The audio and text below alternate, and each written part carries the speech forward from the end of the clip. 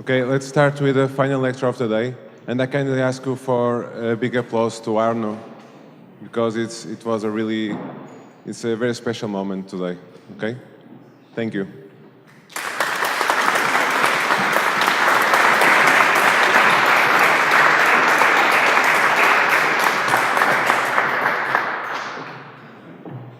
So thanks for having me here. I have to start, I guess, because I didn't show up for sharing work with you. This is a fabulous René.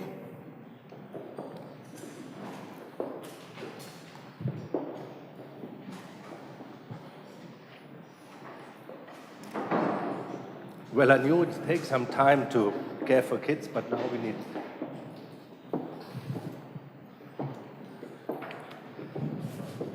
well, some extra medical time, so I couldn't show up.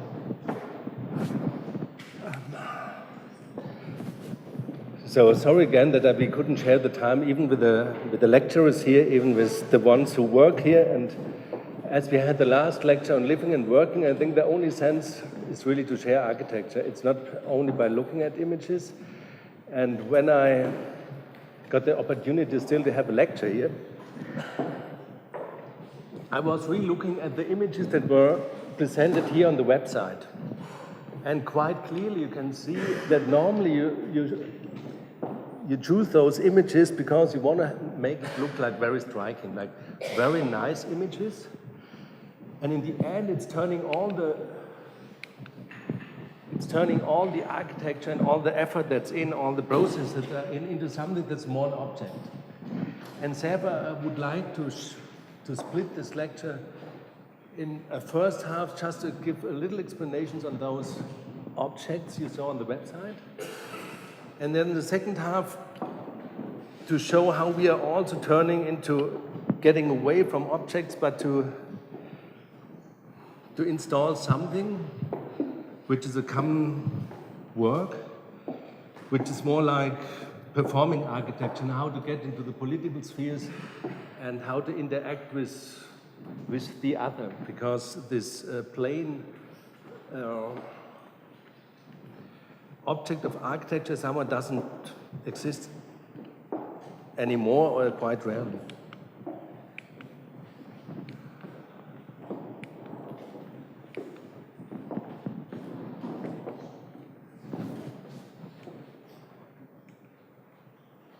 So we start with this one.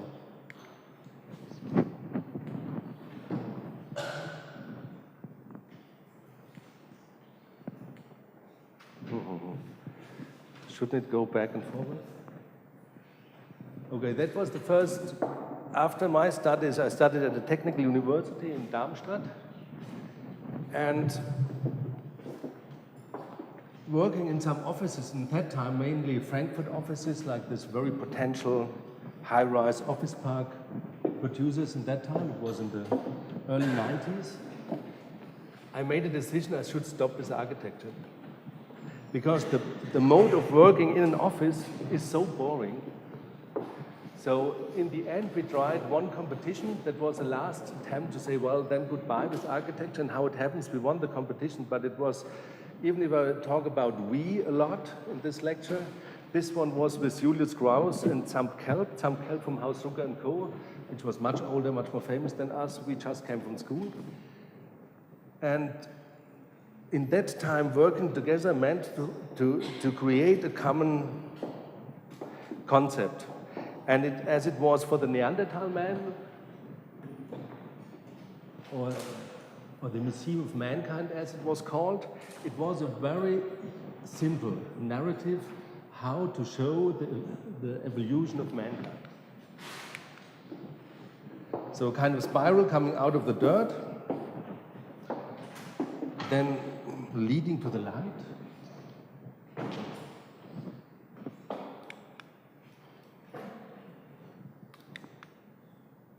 And it became a very beautiful object in a very beautiful landscape.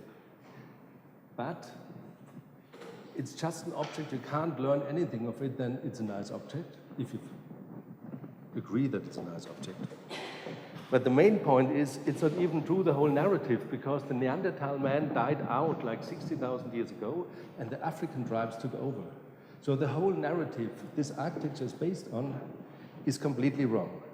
On the other hand, the ones who decided to make that happen, to realize the project, that, well, it's a nice narrative. So you already have this kind of falling apart between what we call concepts and reality.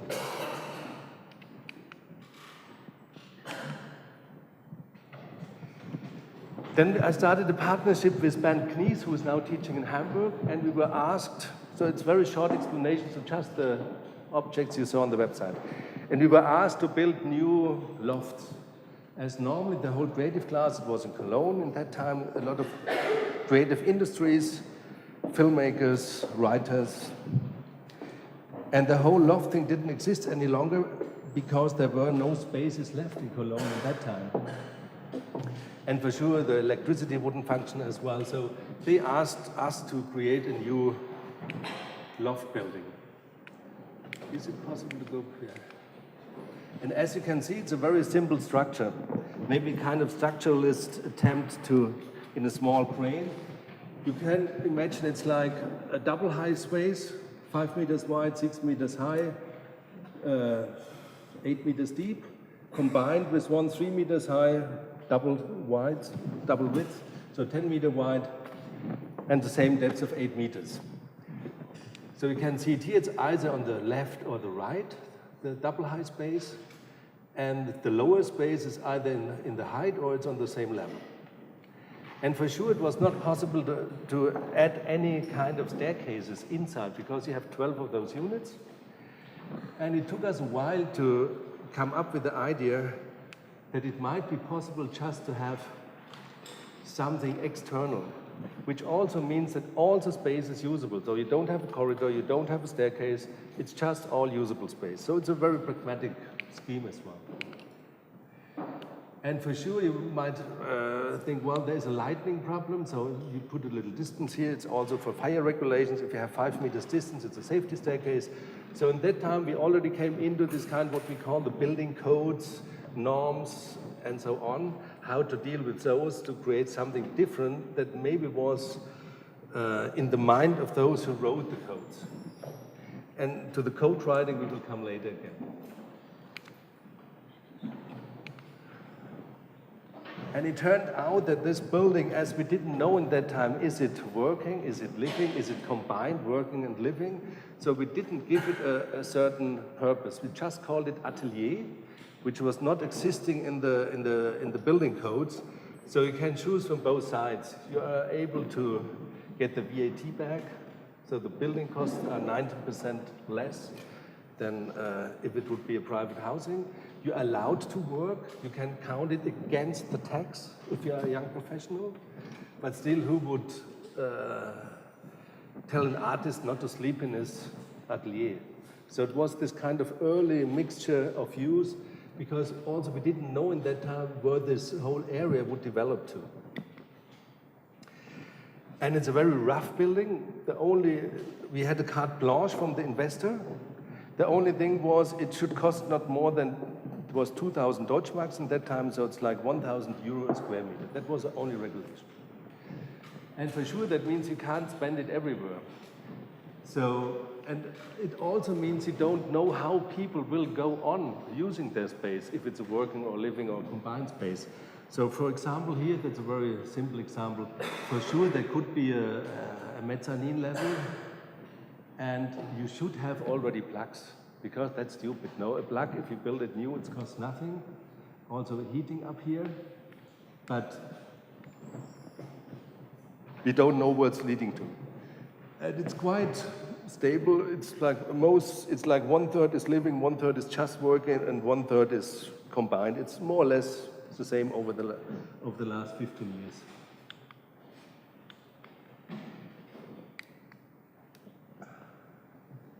So this is a project we built in 2000.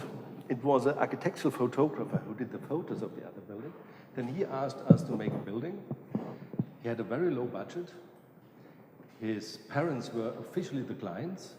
And after we finished the building, they went to court blaming us that we didn't deliver a building, but something more like a greenhouse. And this court case is still ongoing, and we will have to pay a certain amount of money, I have to say. So even if you think you are doing something intelligent and cheap, and you invent some new, let's say, building techniques as well, like this polycarbonate is normally used for industrial buildings, it can come back to you. And we will also come to that because we became our own developers for some cases, because you can't blame yourself. So that was basically the reason.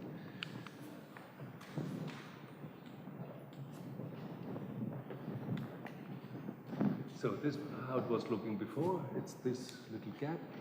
It's a typical Cologne situation, a working class, old working class area, cheap ground in that time. Oh, it's a very tricky.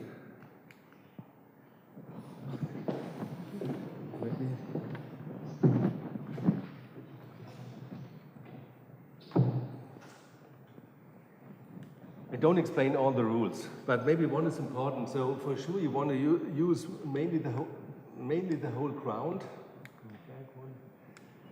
And there's a lot of regulation. So here were there some barracks, so you are allowed to build here. And this is like, you can't build a garage extra without any permission, and later on you can use it maybe as your kitchen. So this kind of half legal constructions, which also exists in Germany.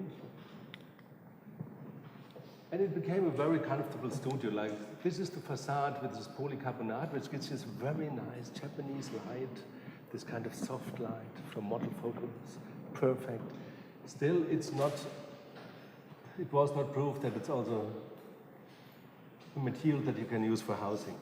Here you can see that this is the garage, which later on we removed the wall inside, and then it became part of the kitchen, and so on. And then they have more kids, and it was already like, we knew that it should be adaptable to their needs.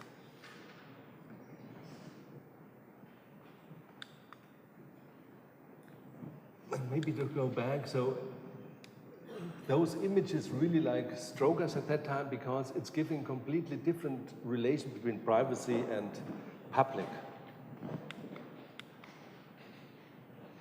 So this is the side. You see it's heavily used, and then it's getting some greens on the roofs, and it's accessible from here.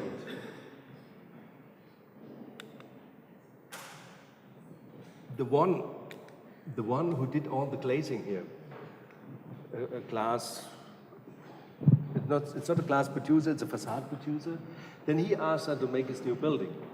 So it's always this ongoing story, luckily wise. And for sure, as he's dealing with glass, he wanted to have a complete glass building. And even in that time, it was not possible really to make a complete glass building without a double facade. But a double facade would have been too expensive. So we said, okay, we do a glass building, as he asked us for, but really every of those windows is referring to the kind of, whether it's southwest, whether there's a lot of heat load on, it's completely different. So in the end, it's like, I think it's 120 different pieces of glass, which have like more protection against heat or more light coming in. For example, this was one of the most difficult edges, southwest. So it's already like a kind of grid within this insulation glass. It's 2 layers insulation glass, and it somehow worked quite well. And we also had our office in here for a while, up here. So this building, it's not this kind of the architect having a scratching, and then this scratch is kind of executed to a building. So it's a kind of the maximum volume that was allowed to build. So even this wall is like going back, following in German we call it Abstandsfläche, so the distance you have to keep in relation to the height to your neighbor. And then it's all, let's say, programmed by the different qualities of the glass. Then a problem came into being. I don't explain that.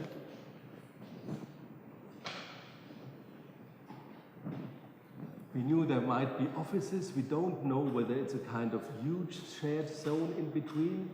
then we might have the wall coming in here. Or if it's like single offices, then you only have a small corridor. So that's already like thinking what could happen in the future as we don't know before. So it's more about informating the kind of building. Then the wife of this client showed up and said, no, it's such an ugly area here. And I would like to have at least 25% more green around. So we said, okay, you get 25% green. That was easy, no? Then there was one neighbor, which is behind here, and they started a kind of battle. So the client told us, I don't want to see the neighbor anymore. You have to close the wall. We can't do glazing anymore. So we thought, okay, how much would you like to be in distance to him? And then, okay, 50%. So now we have like 50% opaque glass, 25% green, and we like this kind of story that's embedded, that it's not the architect's choice, but always coming out of a kind of wider, let's say, private discussion. And it's becoming much nicer now. You look out, you have this very nice green on very strange houses.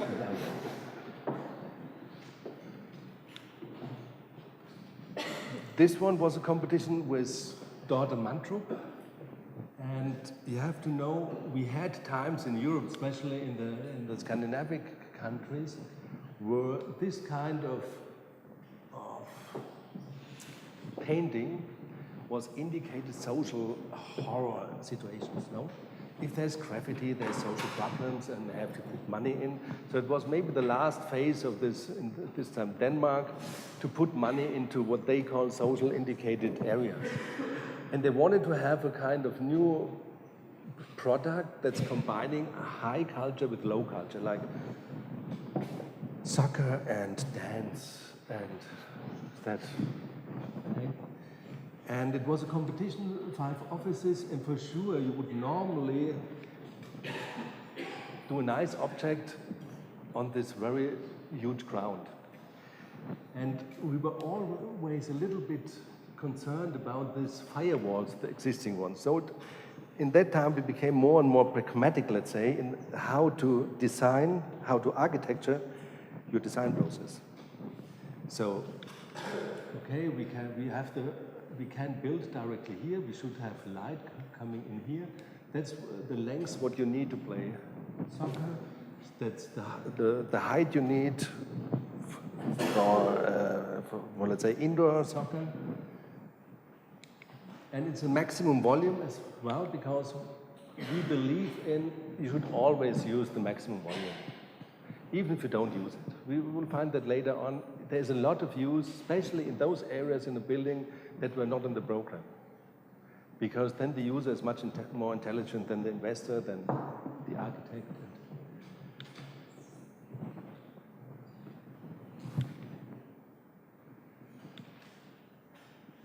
And if you compare this image now to the one on the website, you can clearly see we would never show this image on the website because you wouldn't find it so interesting maybe. But in the end, I find this one much more interesting if you see the relation between those two buildings. And that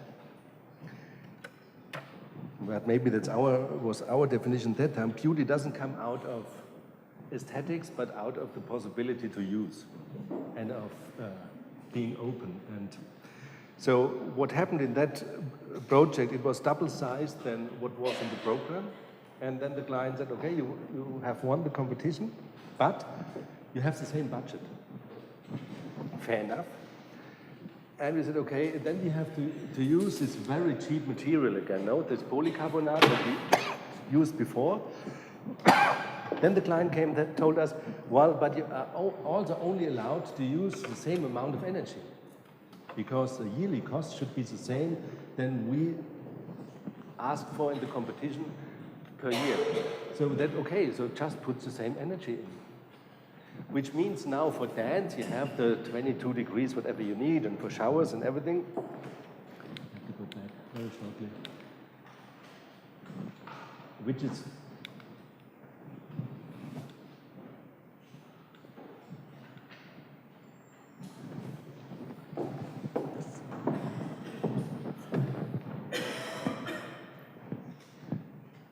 which is underneath those steps. So there you have like 22 to 24 degrees to the requirements of that kinds of sports. And all this space only get the energy that's over. So it means you can, I don't know, here you don't have the problem. In, let's say in Germany, if you play football, also soccer, also winter time, it's quite cold.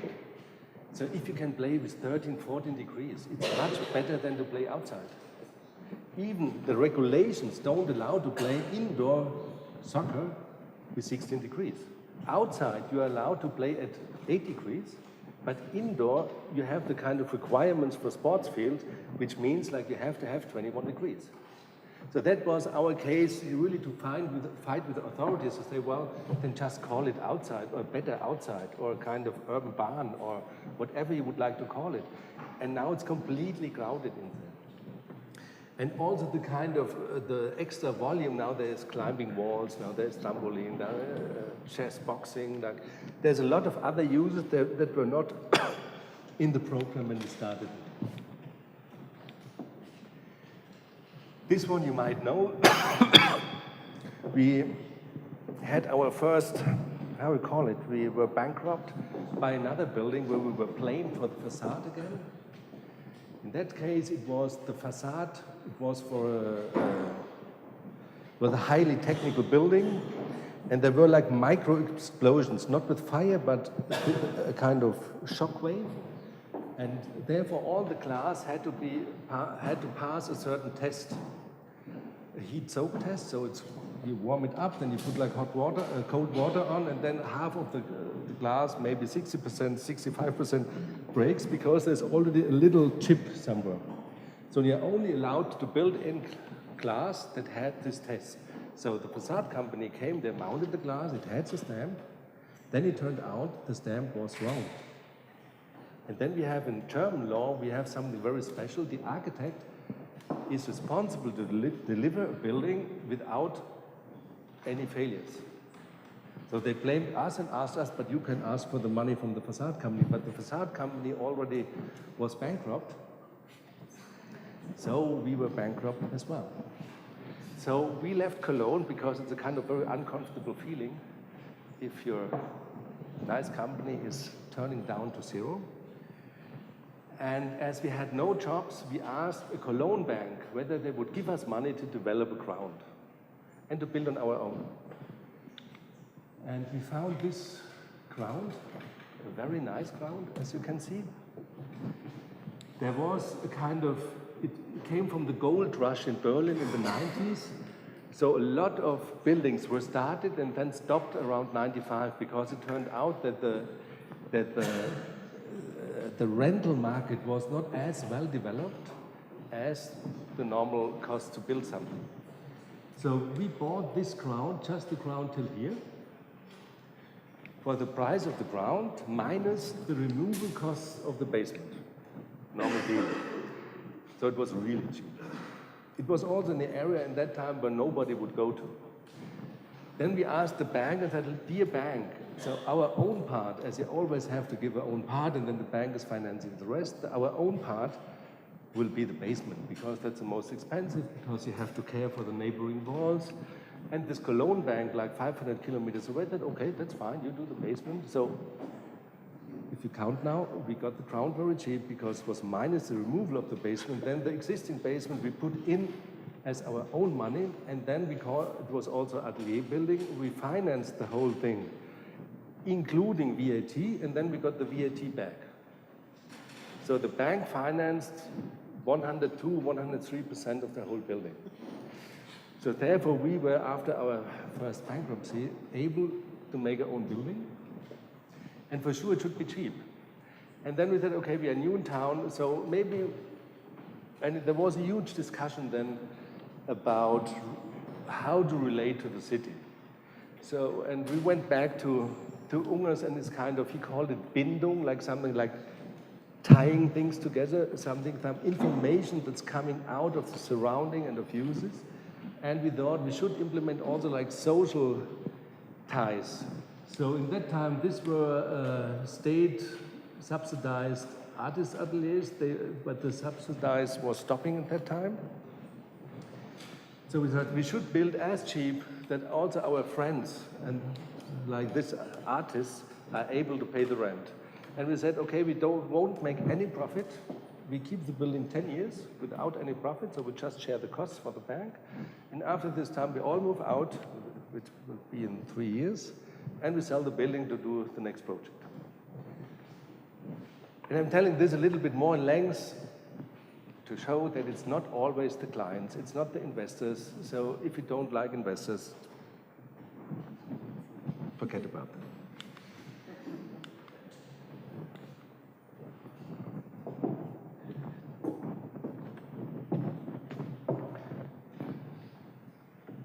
That's very quickly, so it's outside stair. We learned that from the other building. You don't have to build a staircase, which costs the same than the living room or the working space. You just put it outside, as there was also this kind of neighboring wall where we are allowed to attach the neighboring wall, because this is deeper than this one. And we really tried to make a kind of design process all coming from this kind of rules. So, stair out because of fire regulations and to gain the space. This was existing coming from the 90s. What was already built in was the elevator shaft. This was a kind of, they didn't finish the floor here. So this is the floor above the, this is 0, above the basement. This was existing. And we thought, okay, that's also information. Then it came to the only choice we had, let's make it so dramatic, how high are the ceilings? And as we didn't know the structural engineering of the existing basement, we thought, okay, maybe we shouldn't add too many floors. And we said, okay, so just take the neighboring floors from this building, and then there is a kind of difference. Then you make a kind of little step. It's like 40 centimeters, the step. And this step could be either here or here. So, and you will see later why we made it on this position and not the other way around. Then we had a contract when we bought the ground. So when we bought this ground here, that the owner of the back part told us you have to cut the building, following a line from the building on the opposite side of the street, because that's southwest, that I still have sun into the courtyard, and the line should follow the kind of window in the first floor. But in the contract, before already writing some, or designing something, we wrote down that the elevator, we knew that it's located here, is allowed to push into this geometry. And that's, you can play that game of information that existing really to far extent. So here even like, as the fire brigades can't enter with a truck, and in front there is a kind of electrical wire for the tram. So they had to use hand ladders. The maximum length of a handheld ladder of the fire brigades is 8 meters. So we had to shape the ground, because here we were at, there were 90 centimeters missing, and here there were 40 centimeters missing. So even like the design of the ground is developed out of those external rules. It's a kind of gaming, and then it's also a kind of rule, make it cheap, so don't use wooden floors, don't use wallpaper, don't use nothing, don't use color. But it should be possible that you can divide it for working, it should be possible that you can divide it for living, as just to have it as a kind of very stable, rough, just space. That's the only detail I will show to you, because we are very proud of that detail. As you can see, it's this one. It's a standard angle, which allows us, you can put a brick wall on it if in, let's say in 20 years somebody smashes out the polycarbonate facade. You can make a kind of very normal Berlin housing with brick facade, stone cladding and windows, or this is the detail, we can also use it for the polycarbonate without seeing more than, let's say, 5 centimeters here. So you don't have to expose the ceiling itself. And this kind of very cheap detail doesn't inform the building for its whole future. So it means that you can change parts of it. And in the rental contracts we have, if somebody doesn't like the polycarbonate, he can throw it out and put something else in. It's also inside, it's not a kind of, let's call it Tattara Ando concrete. It's a very rough concrete. It's the cheapest concrete you can get. And as you can see, this outside space is a kind of, it's not private, it's not public, it's something in between which is used a lot. So if there's a barbecue, you always need more sausages because somebody will pass by and so.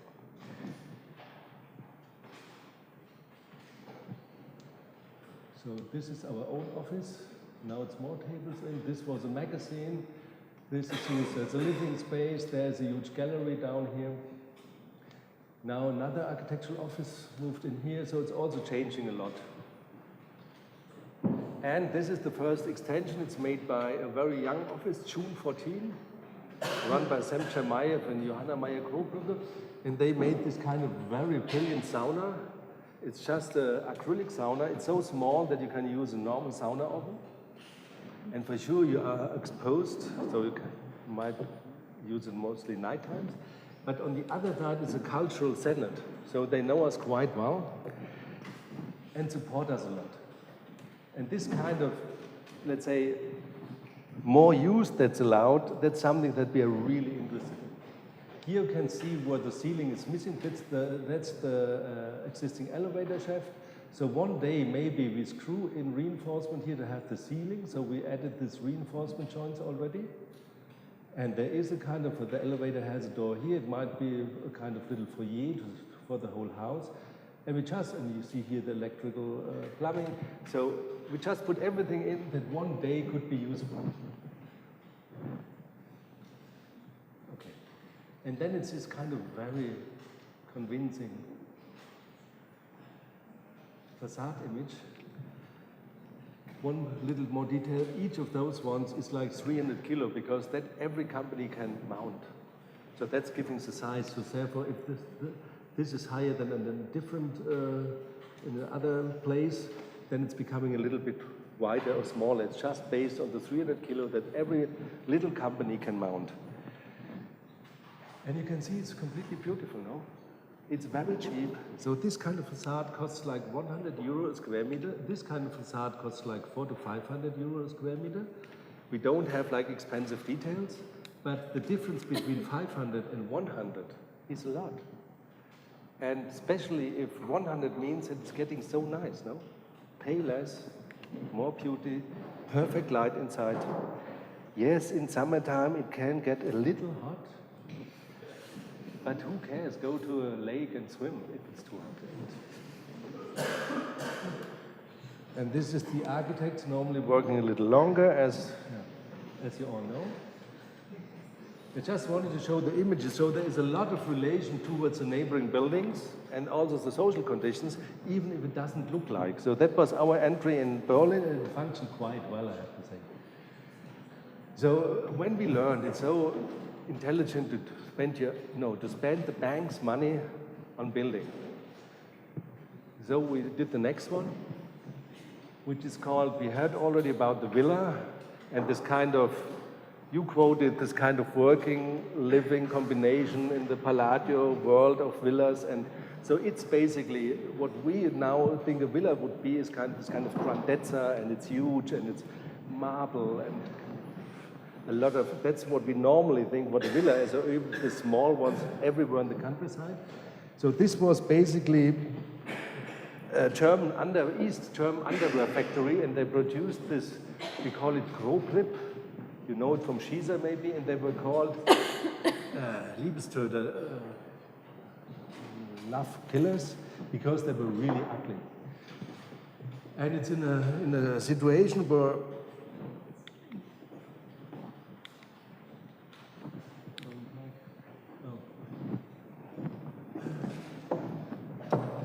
outside, it's between Berlin and Potsdam, directly at the old border, so nobody was allowed to build there because they could flee over the water. The border was like 1 kilometer away.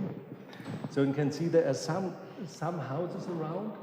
So you can't build anything new there because it doesn't have a building code out there, because they call it Splittersiedlung. It's something, there are some houses, but it's not really a settlement.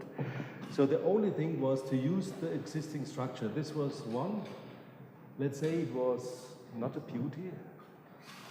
It had the form of a one-family house blown up. It had a lot of very small windows because it was made by apprentices from Mozambique and Vietnam, so they were trained how to build a house. It was made in 1980, so not so long ago. And every intern, every apprentice had to make one window. And as there were so many, they had to do so many small windows. And we had to remove the roof because that was like fiber asbestos. So you shouldn't keep the asbestos. And it was the same story, though we would have been allowed to build a one-family house, one floor with maximum 100 square meters. This building has 500 square meters. So we bought the ground minus the removal costs of this building, and now you know the story again. It was the same. We thought, okay, the bank accepted it once, so we do it the next time. And we say, we make the rough construction and you pay for the whole rest.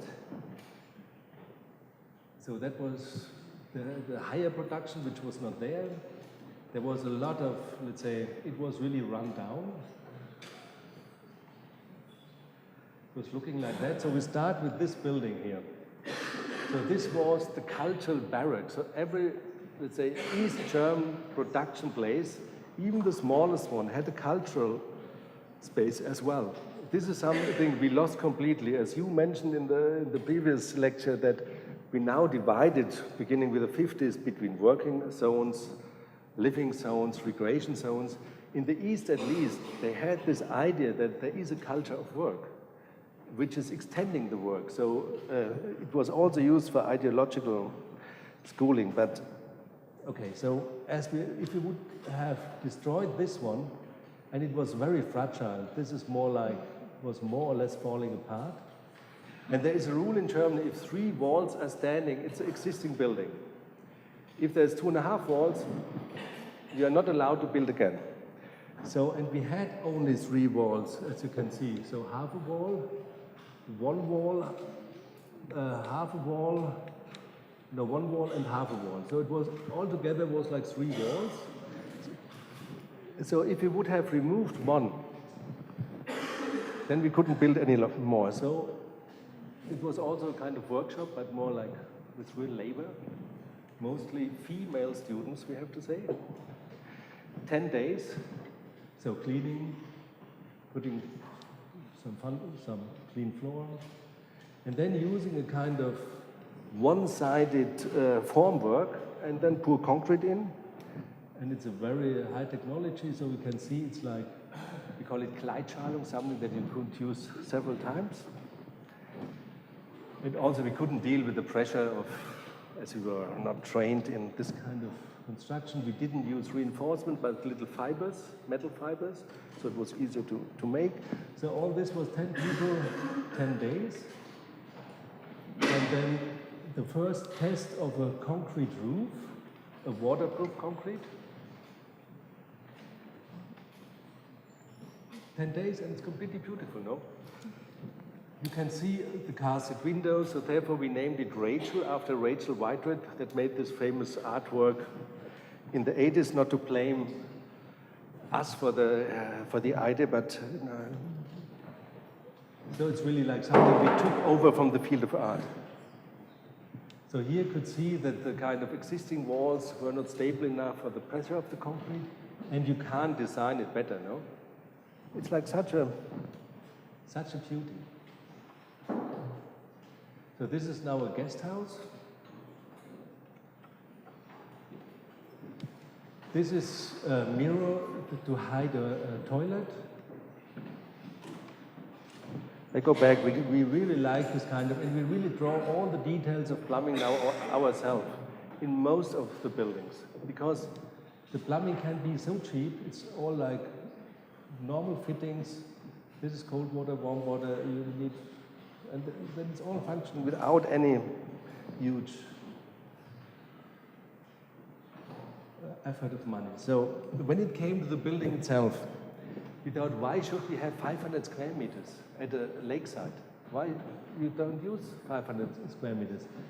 And the other point was, we have an energy code that allows us to spend a certain amount of energy per square meter per year. And we didn't want to insulate the building, and that's not a topic in Portugal, I guess, but it's also coming in now. In Germany, most of the buildings have this kind of igloo effect now. You add like styrofoam or styropor on the outside, then a little layer of plaster, and then it's always, if you knock at those buildings, it's so horrible.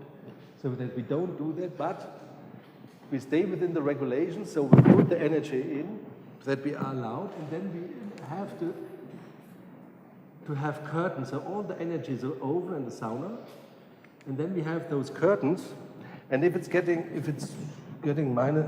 really cold outside, let's say, then we have to add the curtains, and then the surface is getting smaller. So in winter time, we can only use a smaller part, which is still fine. So we have 80 square meter in winter time, we have 500 square meter from spring to autumn, and the price of the whole thing was a little less than a 100 square meter building new made. So now you can it's a kind of very profound case study. Should we use existing buildings, the material, the gray energy that's in, the labor that's in, should we use it in a kind of that we may adapt to the outside, like here, that we don't have the same space in wintertime? And I knew it also from my grandma. It was agriculture, and it was clear. In wintertime, they were living on a smaller space than in summertime. And so we used these curtains, and we made this calculation, not we, but it was made, this calculation, and we announced it, we published this, and 4 months later, there was a new little chapter in this energy law that now, from now on, only materials with a thickness of minimum 2 centimeters are allowed to use in the calculations. So no more curtains. Because, yeah, and we have a quite strong lobby in Germany on this kind of energy law following producers like styrofoam and those. So just show it quickly, it's the same thing. We have the roof is waterproof concrete. It's declined for 2 degrees, so the water is running away. And that's why we went there also. It's a kind of lake, and we have lake access. On the other side, there is a wood. This is how we designed the openings, because we thought the small openings might be a little bit too small. And this is a kind of simulation to test, because we thought this pencil to make a new opening is always a little bit. Should we make it 10 centimeters wider, less? Should we go for a classical aesthetic? So in the end, we announced a party. Actually, it was called, this is Michel Piccoli from the film Tamrock. Some of you will know it. He made the same, like throwing out the facade and living there in a cave. And so that were our friends.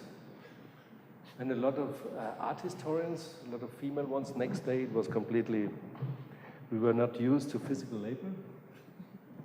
See, here we have the holes.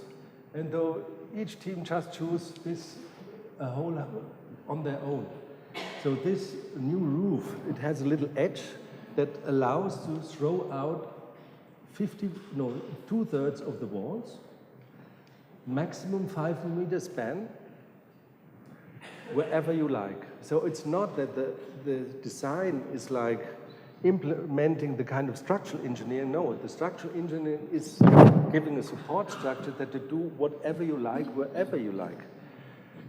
Up to 5 meters. And the edges should stay, because that's giving kind of stable condition for the whole thing. So kitchen, bathroom, and that's how it looks now. And you see, it's like also, this is like little bird nests. And by naming this anti-villa, a huge discussion came up. Because the reading of it now, for sure, is, do we need the standards? If you would, or is it just about space? For sure, 500 square meter is maybe the space of a real villa. But the standard is much lower, and the costs were much lower. And that's one of the let's say, lessons we would provide with that building as a case study. Spend less, enjoy more, don't pay a house back till you're 65. Maybe you will split with 55. And then you have to stay together because you still have to pay back the house and all those complications you might find in life. So just don't do that. And now it's used as it was so cheap, we don't have to rent it. And it's so big for ourselves, so we can share it with friends, with artists. So there would be a lot of people doing meetings there, using it, and then always giving something in exchange. Here you can see the curtains, and it's a very nice, it's a beautiful. So we can see here it's a work by Karen Sander. She spent some time in and provided this kind of wallpaper for the missing window here. This is by Matti Brown. All the lighting is coming by a church, which was already demolished close to Cologne from Rudolf Schwarz, a very brilliant architect. And so it's getting more and more pieces coming in by friends. This is a piece by Anselm Reiler. He used it for a while. So it's more like a very social open space, because if you don't spend the money, you don't have to earn the money. And then the kind of freedom lays in use.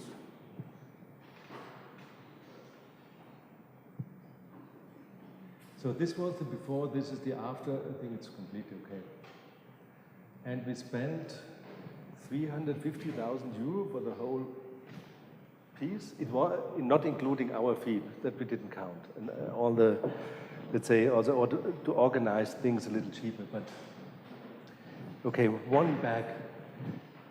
We found out that it was the time where you had Halloween. And it turned out that the building was looking like a pumpkin in a Halloween film. And so then we had a problem. We thought the process of making the openness just by this kind of group body is completely clear, so we can't design after that. I had to talk with an artist, Manfred Pernis, a very good artist, and I told him, Manfred, we have a face problem. The face is some, and then he came along and then he said this was how it was looking before, and then he was sending us this and said you have to add a right angle here. So we were smashing that out again, putting some in here, and then it was gone at the face problem. So just to tell you, even we suffer if we normally design the process of making of and not the look of something. You might even suffer in the end by what's coming. But then there's somebody else to help you with that. And now, this kind of anti-villa thing, I don't know, we designed the word and we normally design a kind of early narrative to the projects. And then it came to be like the cover of the T magazine of New York Times. And now I can't tell you, now we have like, in the States, maybe 30 projects, where we're just asked to smash out something of the like a Gordon Mother Clark, but to use it afterwards. So we have, and we accepted, I think, 12, 13 of those projects. We'll just go there, cut something away, smash something out. And now also in the television, we always tell people, well, if you don't like your flat, buy a sledgehammer, make the opening where you like it. And it was really, so now we will open an office in New York City, which is, maybe I don't show them all, and I will.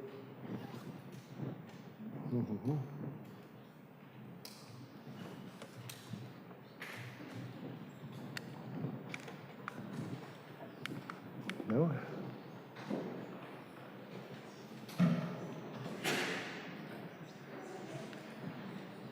Maybe I have to close it.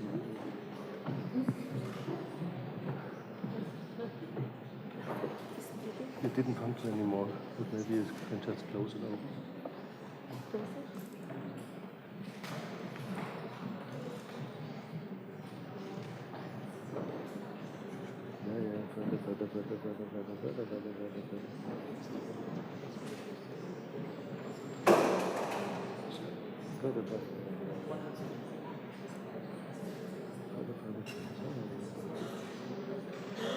Okay.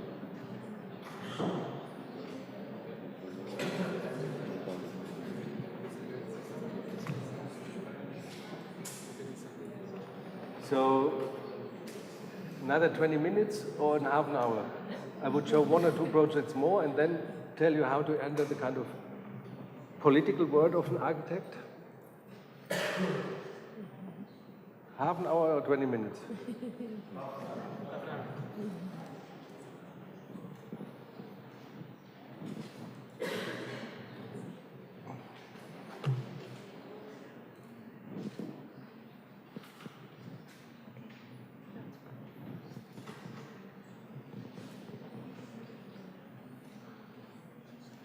So I won't explain this one, no, very shortly.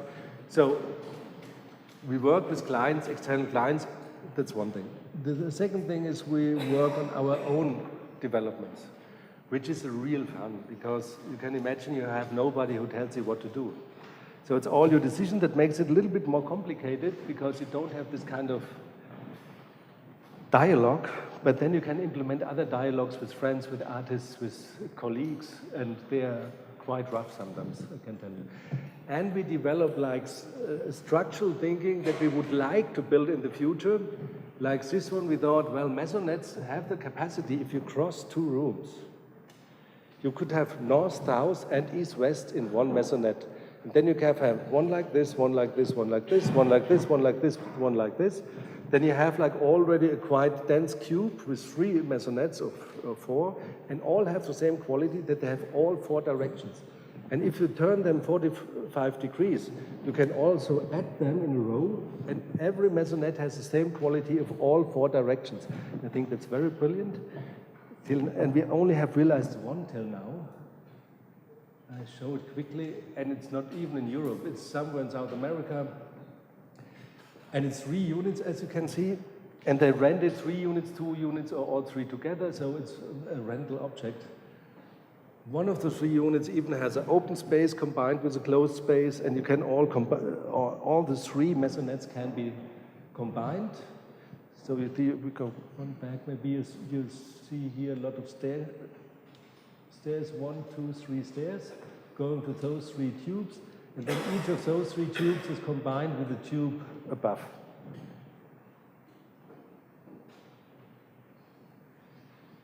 And as we learned to build cheap somehow, we made the kind of mistake as well. As all architects who are practicing know, your fee is directly related to the costs of the building. So if you make a building, let's say 40% cheaper, you get 40% less salary, but you have to spend much more energy and time. So for the internal economy, it's completely stupid. So maybe even therefore it makes sense to make it for your own projects. For this building, a client came into the office, a young English artist, female, and she said, hello, I would like you to make me a building with ateliers, and you can do whatever you like. This is my budget, and I like your work, so don't talk to me for questioning me something for decision making. Just talk to me to share your process. So this kind of, to be able to build cheap offers a kind of completely different, let's say, range of clients. Also, it doesn't provide you with money for the office economy. So, also very shortly. And we thought, as the reusers we are into are not tending to a kind of high beauty, we shouldn't leave this track for ourselves. And we always wanted to do a terrace house. The Swiss guys have a lot of terrace houses, no? Because they have mountains for sure. We don't have mountains in Berlin, but the typology of a terrace house is great, no? You can already see, you can have the stairs, so this is giving the depth. And then it turned out it became very deep, so we were cutting out that you have a kind of half public, half private space in front. And it's and you have a first escape way on this side, a second escape way on this side. You have 2 elevators in here, so you can divide each floor once here, once here, once here. So it's 1, 2, 3, 4, 5 units, directly accessible by the elevator, or you walk up either this or this, and then you have like the first meter of all the balconies, terraces is like public to enter your unit. and the rest is private. So it's not high privacy. And then it turned out that all the ones who are joining the building now want to share this community. So the ones who really need like hedges and fences and whatever, they would not even apply for this building. And that's starting now. Also, this one is made with the colleague Muk Petzet, who did the German pavilion some years ago in Venice. And it's always like learning by your own project. So here, that's cold and hot water and the kind of 50 millimeter dirt water thing. So you can add it, a bathtub, a kitchen, whatever. And we have some of those points, but only at the core. So we never put the tubing somewhere else, not to spend money and so on. Another very nice building by Werner Düttmann. He built the Akademie der Künste in Berlin, a very good architect, also building director, and he made a church. And he made such a beautiful, brutalist, let's say, church, that the church went out. So the church was declining, the members, and so 3 of the communities shared a nice old church, and this one became free. And they wanted to demolish it first, and then the listing authorities, the ones who care for kind of cultural heritage, we convinced them to put this one on the list, so they couldn't demolish it, and now it's a 99-year lease for a gallerist, Johann König. So this was the inside, and you can see this very rough surface inside and outside, and you can't use it as a gallery. No, this is where, how we call it, the organ was placed before. It's too high, though the view is always going up, and you can't hang in the side parts here. And it's a kind of listing building now. So with that, maybe we should do only one thing. Only one thing that's providing energy, that's heating, that's providing data, and that's providing something to use the space differently.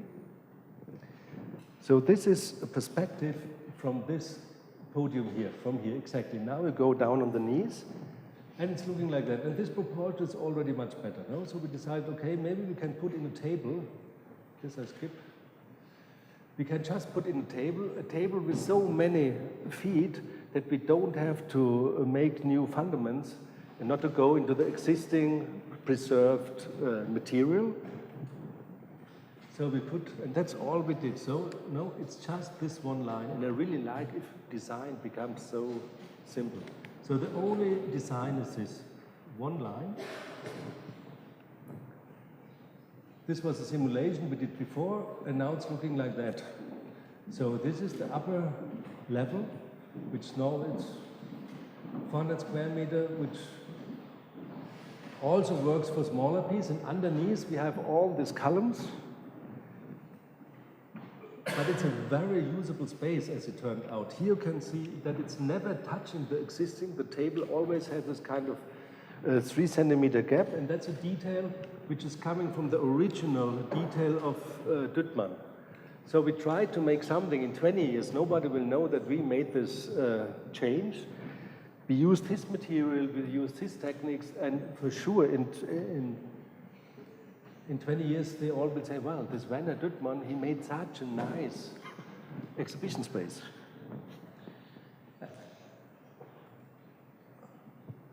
And for sure we removed everything that was not necessary. There was a ceiling in here, but we thought, go back to the real material, and that's it. And that's the next project, the last one I show you, where we invest ourselves. It's a really great site. It's called Lichtenberg. It's where all the right-wing assholes were hanging around 2007, 2008. You couldn't go on the street and something like that.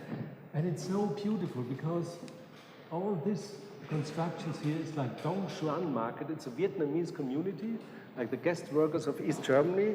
They made a huge trading center there. So they speak Vietnamese, they cook Vietnamese. So it's the fastest way to go to Vietnam from Berlin. It's about 6 kilometers from Alexanderplatz. And it was a production, an industrial complex. They produced graphite, like electroshock roll. And then it was too expensive to remove 2 towers, 50 meters high, and we now bought the towers. We went to the bank again, and this time the bank said, no, that's too crazy. Then we launched some articles to call it San Gimignano Lichtenberg. Went back to the bank, they said, yes, for sure, San Gimignano Lichtenberg, that's something. And you can see it's really great. And we got the ground minus because they are too heavy to deconstruct them. So they can't use it for huge building sites. So the ground was very cheap and they were free. This is a kind of space that's 45 meters high, very useful. This was already existing there, and you have a great view over all Berlin because you have a height of 50 meters. So this will be the silo, this will be our next office, and up here. And it will all be this kind of, because there is a slight pollution there, so everything is, all services are covered with concrete, that the rainwater can't wash out this kind of light contamination. So we thought we should bring some green back, also as a kind of narrative. And one of the first things we did was, there was some concrete remnants from something else that was destructed. So we just show it again. So it's a very easy technique. So you just use this kind of material, then you put a net over it, then you put some earth on it, then you plant it, and then you have a small green hill. And now the Vietnamese community is using that for their weddings to make the photos, because now they can stand all the people. And then we went to the chief of this Vietnamese community and tell them, well, if you have any tool there, it's like next morning it's gone. You have a problem with things floating away. And then they said, okay, as you provided us this mountain for our photos, we include you in the security service, and now it's completely safe there. So, and it has a long history as well. So that's how it's looking in there. It's you get everything fresh, strange food and clothes you won't wear, but you could. And this was, now we try to get a curve. Okay, architects build houses or they convert houses. There was a competition once that they wanted to have an art exhibition hall, and they didn't have money. So we suggested to use this existing site because they had like 8-meter high rooms underneath. It was belonging to Berlin. It was belonging to the city of Berlin. And all the spaces that were required in this competition were already there, just underneath. Yeah, like 8-meter, 7-meter, 50 high rooms, everything was there. So we gave in this, let's say, competition. They choose it that, okay, it's not on the site we were asking for, but it's already owned by the city. Then it turned out that they sold it 2 weeks before.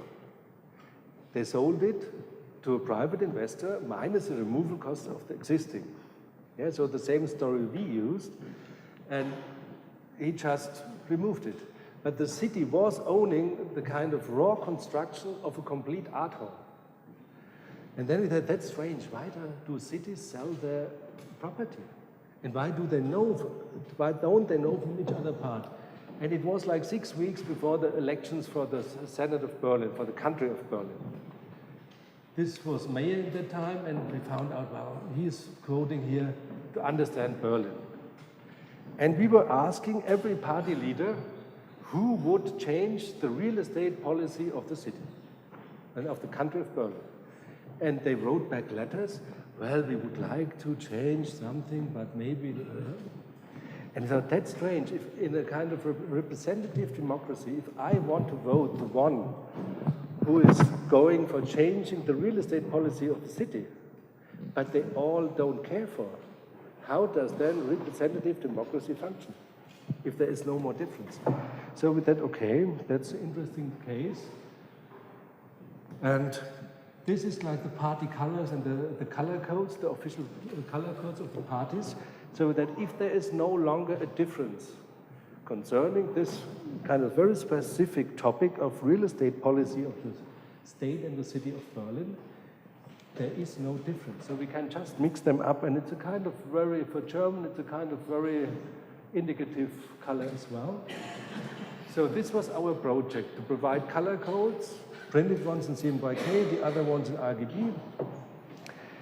And so we sent them out, they were used for as a background of your computer, on iPhones, and then we printed them as well, and they were laying out in like Neue Nationalgalerie, in public libraries, and they were always these little bags. These little bags, we make that here, it's a kind of, it's not a Coke kitchen, it's like glue, and we had a small bucket, put a little glue in. If you would fill the bucket with water, with a zipper, you shake it, you put this on the poster, you can use it as a glove, like this, and whenever somebody found something in the advertisement of the parties, we always have this 4 weeks of advertisement in the public space of the parties, they can just, what can they do? Well, they started a lot of overgluing existing party announcements when there was a content missing, where they were just saying, well, vote me, I'm good for you, or well, we are for social societies, but don't ask us more, or whatever they would. So there were like, I don't know, 37 arrestments, but just like half an hour.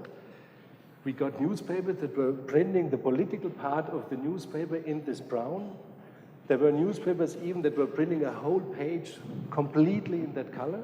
So it became a completely new kind of communication on the topic of real estate owned by the public hand. And why should the public hand hand it always over to the private? That's completely stupid. And then it was, and then we had the next exhibition, which gave us more money. So we printed a magazine over 1 year. So we were reading all Berlin newspapers for 1 year and just tearing out, wrapping out everything on the rental market. And in that 1 year, the rental market went crazy in Berlin. And the city turned out cannot provide social housing anymore because they don't have grounds to build on. They cannot even provide kindergartens because they don't have public buildings left, which before they would give to artists, like for 5 years, 10 years, or theater companies, a kind of in-between use, instead of selling it once. Now the whole real estate policy of Berlin has changed. They don't sell anything more, and now we are working with, for sure, if you are active enough, you become also like a kind of advisor for, it was in that time the senator of urban development, now he is the mayor. And now we have a very good direct way to discuss those topics. I'll make this a little bit quicker. I don't talk so much about these publications that are needed to provide narratives also for the public sphere. So there was one case when he was not yet mayor, but he was like the senator of urban affairs. It was a discussion around the Alexanderplatz, where there is the television tower. They wanted to rebuild it with a kind of historic buildings. And he had the feeling that this is wrong, that the very center of Berlin should be open for everybody. But it was just a feeling. So he asked, I need a 3-sentence quote, I need something in 30 seconds for my party, and I need an article on 30 minutes that we can print somewhere in feuilleton or... So the quote for the 3 seconds was, the center is for everybody. Die Mitte ist für alle da, the center is for everybody. That's a very...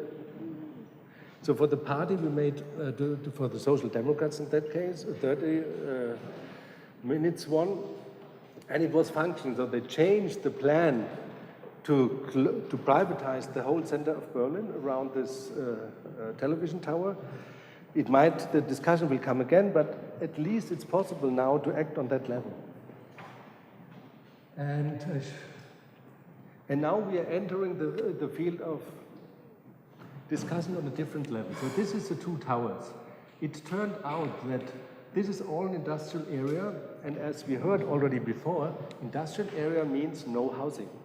But if industrial production became much more, we don't pollute anymore, no, with industrial production, sound-wise, chemical-wise, whatever. So why shouldn't we work and live together? So, because there were also like existing housing, like 19th century housing, that is empty but cannot be used for housing even if the refugees now are all coming, because it's an industrial area. So something is wrong in our legislation. So as this mayor is part also of the national,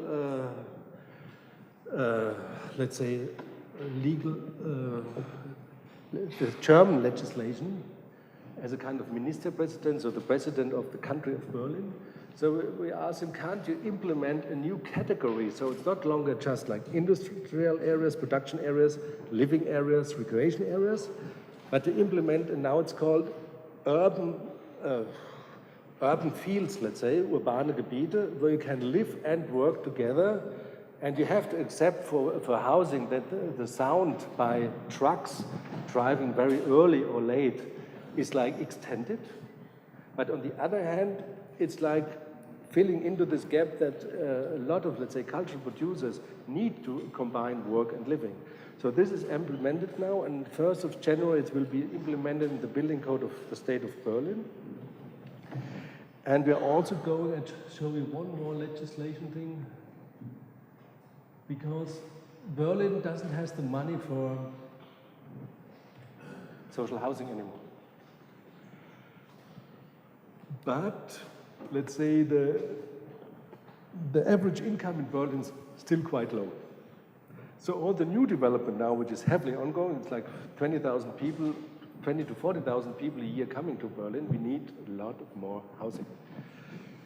And we need cheap housing, and the state can't provide it, and even the country of Berlin can't provide it. So we made a very little suggestion. So everybody would like, above existing building codes, so higher than the existing limitation, to add a supplementary penthouse, because that's something you can really make money with. The ones who would be forced to look for very cheap housing, they don't want to go to the outskirts, because they have also normally cheap labor, and they shouldn't spend like 1 hour driving into a city to have the labor. That's stupid.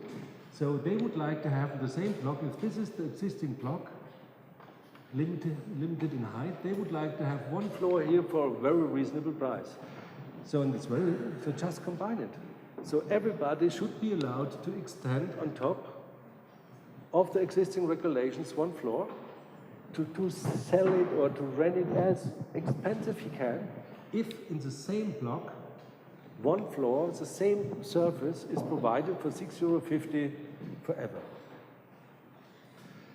So we asked about, not ourselves, but there was a questioning of house owners. There are a lot of house owners that just own one house or two houses, like this normal Berlin houses.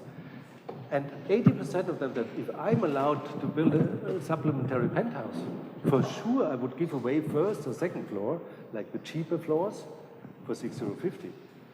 And I would even accept that the city is putting the people in if the city is guaranteeing the €6.50. So now we try to make this a new law, just on the country level of Berlin, which is not so easy because the property rights are quite strong. So to define that it's as long as the building is existing, that this €6.50 is guaranteed, it's a kind of difficult thing.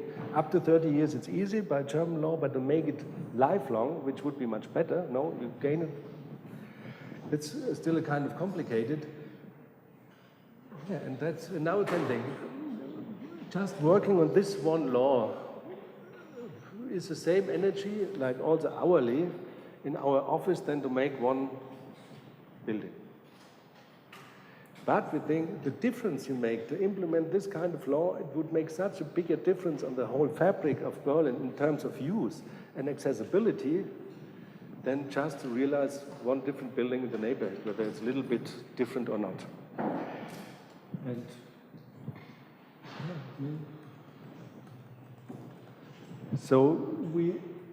and then teaching is coming into being. Though this was, when we did the Harvard studio, we had the chance to put it on the agenda, legislating architecture.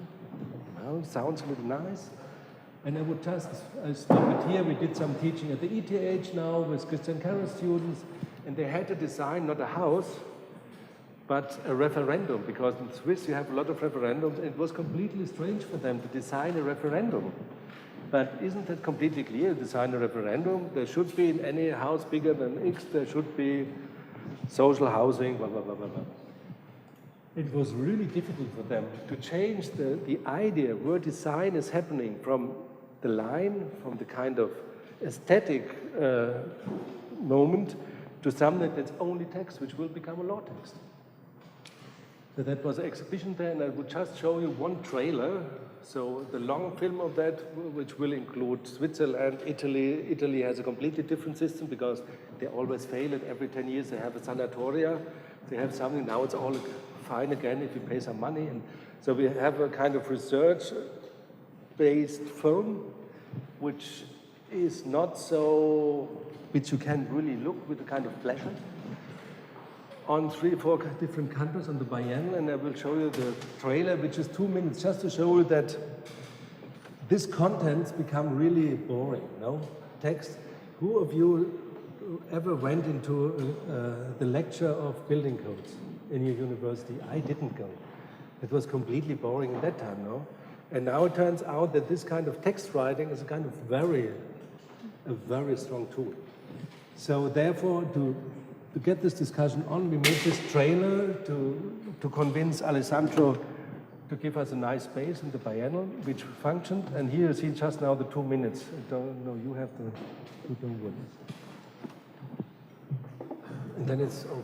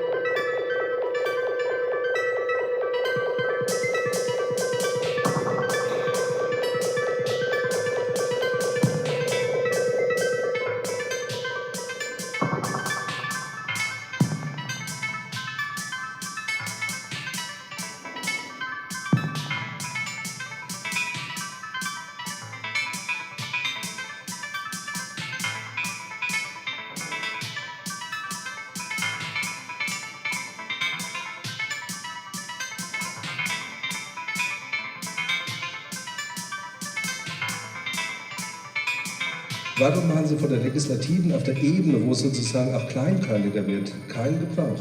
Also wenn ich jetzt die Möglichkeit hätte, Gesetze zu machen, ich will mich überhaupt nicht beschweren, weil ich bin voller Tatendrang, diese Stadt zu gestalten. Aber ich sage Ihnen einfach, dass Personalkapazitäten im Moment begrenzt sind.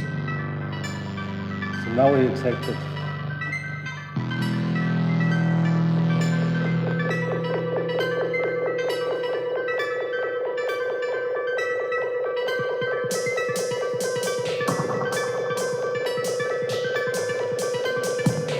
Natürlich ist so wie der Gesetzestext das Buch der Bücher, oder? Und auch wenn du nicht lesen kannst oder willst, oder? Und keine Zeit dazu hast als Architekt, den Text musst du einfach lesen und verstehen.